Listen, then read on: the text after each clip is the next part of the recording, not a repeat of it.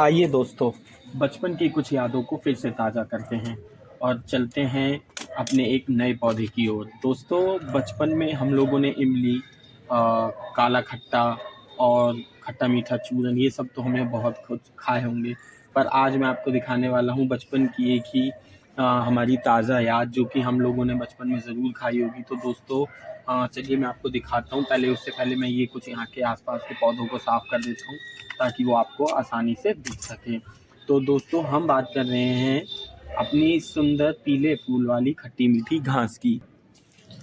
तो दोस्तों, हम बात कर रहे हैं इस खट्टी मीठी घास की। ये है दोस्तों वो घास जिसकी मैं बात कर रहा हूँ। ये है, हमने जो लोग बचपन में अपने खेतों में घूमे हैं, या जिन्होंने बचपन से जिनके मम्मी पापा को पौधे लगाने का शौक़ है, उन्होंने ज़रूर ये घास खाई होगी।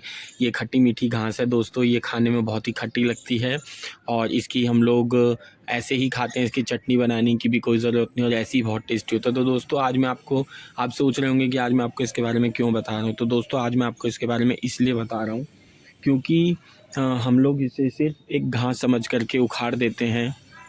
तो दोस्तों, इस घास के बारे में हम बात कर रहे थे। जैसे कि मैंने आपको बताया, ये खट्टी मीठी घास है जो कि हमारे घर में गमलों में या गार्डन में अपने आप उग जाती है। इसको किसी भी बीज के द्वारा लगाने की ज़रूरत नहीं, क्योंकि ये एक खरपतवार है। और खरपतवार के साथ साथ हमने इसे खट्टी मीठी घास के तौर पे बचपन में बहुत खाया, पर अब हम इसे क्या करते हैं, हमें जानकारी नहीं है और हम इसे उखाड़ करके फेंक देते हैं। तो दोस्तों, भूल करके भी अब इस घास को आपको नहीं उखाड़ना है। अगर आपके गमलों में ये घास हो गई है तो आप इसको बिल्कुल भी मत उखाड़िए। आप क्या कर सकते हैं, क्योंकि ये टेस्टी होने के साथ साथ ये बहुत ही गुणकारी भी है दोस्तों। अब मैं आपको इसके गुण के बारे में बताता हूँ। तो दोस्तों, जो इसके गुण हैं, वो सबसे पहले गुण है दोस्तों इसका, आयुर्वेद के अंदर बहुत बड़ा नाम है।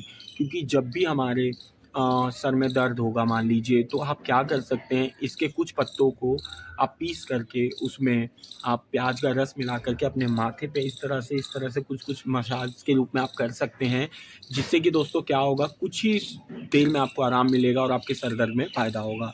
दूसरा जो इसका गुण है दोस्तों, वो पेट की समस्याओं के लिए। लोगों को पेट दर्द रहता है, तो आप इसको 2-3 दिन इस घास को ऐसे ही पत्तियां चबा के या फिर भुनी हुई मिश्री के अंदर इसका पाउडर मिला के आप उसको लेंगे, तो वो भी बहुत आपके पेट दर्द की समस्या में बहुत जल्दी राहत देगा। अब दोस्तों, आज के इस समय में हमारे लिए सबसे ज़्यादा जो होता है दोस्तों, वो आती है समस्या किस चीज़ की दोस्तों, हमारे जो अंदर से, मुंह के अंदर से जो दोस्तों बदबू आने की समस्या। तो दोस्तों, आपको क्या करना है, आपको इन पत्तों को आप डेली 4 से 5 पत्ते रोज़ चबाइए। मैं गारंटीड कहता हूँ दोस्तों, आपके मुंह से बदबू आने की समस्या बिल्कुल ख़त्म हो जाएगी। और या फिर आप क्या कर सकते हैं दोस्तों, इसके पत्तों का आप चूर्ण बना सकते हैं और चूर्ण बना के आप उन पत्तों का कोलगेट के रूप में इस्तेमाल कर सकते हैं। तो बहुत जल्द आपको फ़ायदा होगा और आपके जो मुंह के अंदर से बदबू आती है वो बिल्कुल ही ख़त्म हो जाएगी।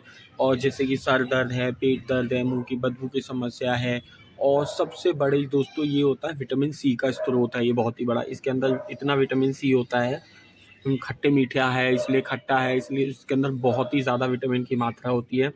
तो दोस्तों, आप इसके साथ साथ अगर आप इसकी चटनी बना रहे हो, तो दोस्तों अब मैं आपको दिखा देता हूँ। मेरे पास ये कुछ धनिया लगा हुआ है और ये देसी धनिया है दोस्तों। आप इसकी चटनी और इसकी चटनी आप साथ में मिक्स करके बनाएंगे दोस्तों, चटनी का टेस्ट भी होगा। और दोस्तों, आपको जो मैं बीमारियां बता रहा हूँ, मुंह से आप बदबू आने की समस्या, वो बिल्कुल ही आपकी ख़त्म दोस्तों बहुत जल्दी हो जाएगी। तो दोस्तों, कभी भी अब इस घास को नहीं उखाड़ना है। इसके ऊपर इस तरह के कुछ मैंने आपको दिखाया था, पीले कलर के फूल भी आते हैं। तो मैं आपको नज़दीक से भी इस घास के दर्शन कराऊंगा।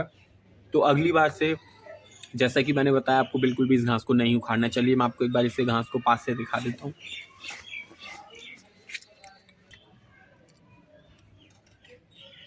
तो अगर आप देख सकते हैं दोस्तों, तो ये इस तरह की घास है।